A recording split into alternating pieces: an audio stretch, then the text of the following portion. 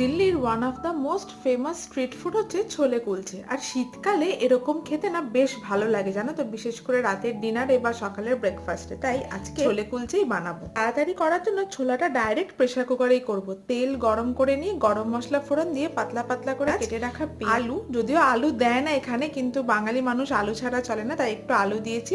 এরপরে জিরে গুঁড়ো, ধনে গুঁড়ো, লঙ্কা গুঁড়ো, হলুদ, কাশ্মীরি রেড চিলি পাউডার দিয়ে টমেটো আর নুন দিয়ে কষিয়ে নিয়ে ওভারনাইট সোকড ছোলাটা দিয়ে দেবো। এরপরে দুখানা সিটি মারার অপেক্ষা করব। এরপরে ঢাকনা খুলে গরম মশলা আর ধনেপাতা দিয়ে নামিয়ে নেব। কুলচা সাধারণত ময়দা দিয়ে হলেও আমি কিন্তু একটু আটা দিয়ে করব। 4 বাটি মতো আটা নিয়ে তাতে নুন, চিনি, ঘি, বেকিং পাউডার, বেকিং সোডা আর দই দিয়ে বেশ ভালো করে কিছুক্ষণ রেস্টিং পিরিয়ডে রেখে তারপরে এরকম লম্বা করে বেলে নেব। ওপরে একটু কালো জিরে আর ধনেপাতা ছড়িয়ে দেবো। আর কুলচাগুলোকে গরম তাওয়ায় সেকে একটু ঘি ছড়িয়ে নিলে এরকম নরম তুলতুলে কুলচা হবে, তার সাথে সুন্দর এই ছোলেটা।